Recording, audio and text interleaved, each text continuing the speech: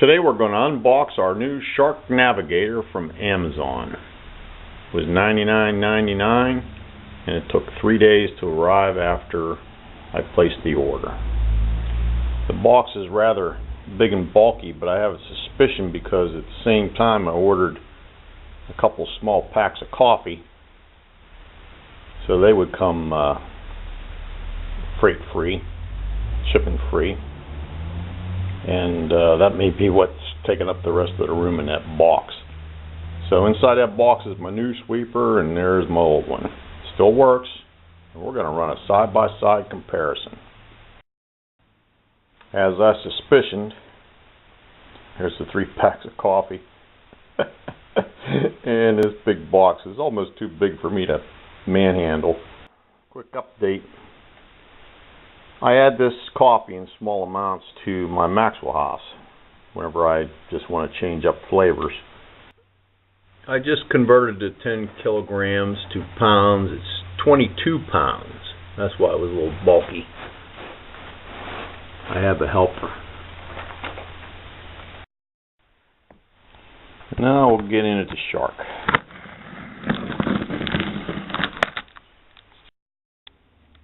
And there is a box inside the box. And now we have everything that was in the box. This model is the NV42, and it's an improvement and a deluxe because it has 2 times the capacity in this tank than the original Shark. So you get the motor unit and the collection chamber, a little wee brush end, the handle which will be assembled to it, a wider like hard floor attachment or corner attachment. I guess you can use that on drapes too. The motorized end and an owner's manual and a lot of packaging, which will all go back in that box. We'll keep it till we find out whether it works or not, and then it'll end up being recycled. I was starting to get upset because I could not find this little guy here. Once I unpacked the owner's manual plastic pack and found this assembly instruction included, and I thought I was missing this guy, and I went through all the packaging material, couldn't find it, but here he is attached to the side of the tank, so he's already installed. So it says step 1 is to assemble the vacuum.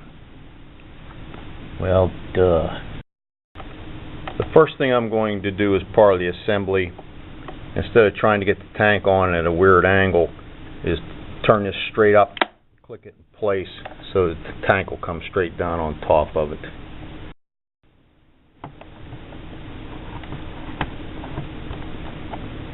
Hopefully that just sits down on it. The handle comes with this pin attached, assembly pin.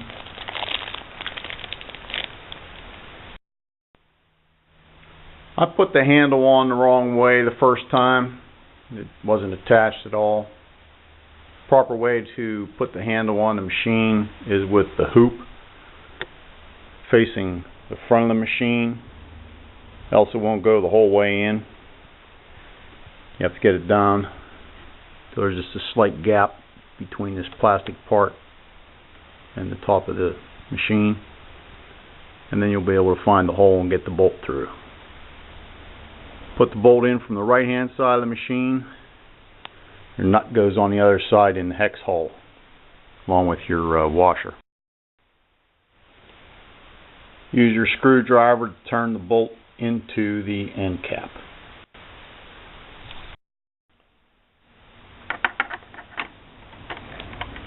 The hex on the other side holds that screw in place in the end cap. Next we're going to drop this tube down through the loop with the end with the double ring on it. Goes down first. That fits over the connection at the bottom. I suppose just pushing on the top up is tight enough. Don't get carried away. We did find out that this is the upholstery pet attachment. It has a fine red felt on this side. I suppose that's gather up pet hair. Well, you saw my cat, so that's why we bought a shark. And next we're supposed to mount tools. The picture does not show me where to put this one, so that's going to remain a mystery until I figure that out. But next, we're going to bring the hose that's loose from behind the cord, run it through this hoop here, and bring it up around and set it on the top of that pipe. What's on the end? Oh, this is a suction adjustment. I'm supposed to peel that label off, so we'll do that next. I peeled that label off and I stuck it to that down pipe because I don't want to forget about the suction release. It says this vacuum has huge suction power and is equipped with a suction release feature. Well, I've never had a vacuum with a suction release feature, so I'm keeping that sticker there in case I forget. Old people do that. Make sure your cord comes free, doesn't interfere with this hose. If you're going to want to wind up your cord properly onto the machine, this bottom cord winding thing is getting turned so it points down. That way when you bring your cord around, it'll hook underneath it. It was facing the wrong way, so you want to change that right away or you'll drive yourself crazy trying to keep the cord on when you're winding it up. Topping was already in the proper position. I've laid out a 5x5 square that I'm going to sweep with our old Hoover self-propelled 22 amp effective cleaning effectiveness per amp 22.0. I don't know what that means. Self-propelled. This is 16 years old. It has a bag inside, of course, and type Z. And I'm going to sweep in all 4 directions.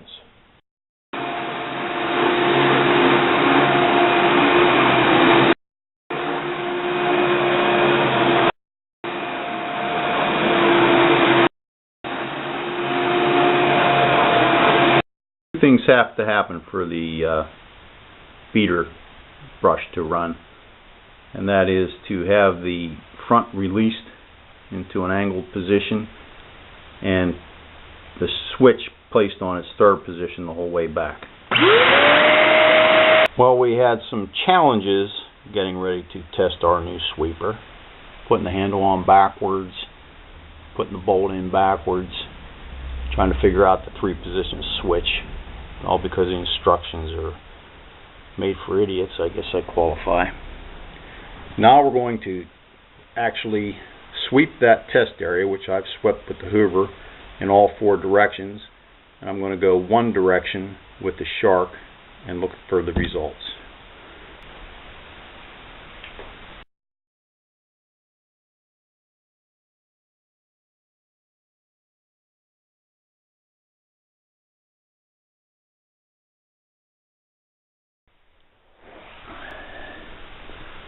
And here are the results. We have a lot of carpet fibers and a good bit of dust.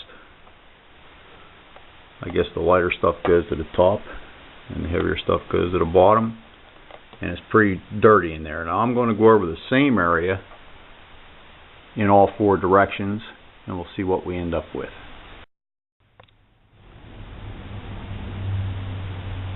Well, there you have it. All that carpet fuzz and dirt came out. Swept it 4 times with my old Hoover with bag type and 4 directions with this shark, and that's what the Hoover missed. So this is a very good sweeper. Now we're going to try and empty the collection cup tank. This says it's the dirt cup release.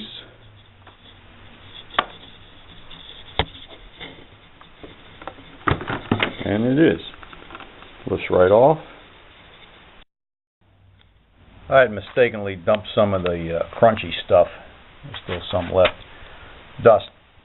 And out of the top of it before I figured out how to open the bottom by reading the directions. And this is the carpet fibers that were in there. Cat hair too, I'm sure. So that's what the shark picked up, so it's a better vacuum than a worn out Hoover, that's for sure. The assembly, you have to take some care. If you watch this, you'll avoid the mistakes that I made. Always make mistakes when I'm putting things together. After you empty it, the tank literally just sets right back down on. You'll hear a little click when you're in a proper position. The shark comes in at 14.8 pounds fully assembled on the floor, with part of the cord laying on the floor. So with the cord up in the air, it's 15 pounds. My Hoover weighed 22 pounds. It's self-propelled, and it's, as far as ease of use, using the self-propelled Hoover and the 15-pound shark going back and forth is almost identical, even though the Hoover has an assist forwards and in reverse. The shark is just as easy to use as the self-propelled Hoover. Do any of the attachments and extensions from my old sweeper fit? No, they do not. How long is the cord? About 3 feet shorter than my Hoover, which is not a deal breaker. It's plenty long enough for most homes. I live in an older house that has really big rooms, lots of carpet. Now we'll go out and measure. We'll call that cord 25 feet of effective reach.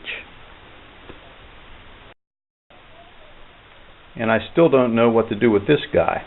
This is your unconscious mechanic with a Shark Navigator Deluxe NV42.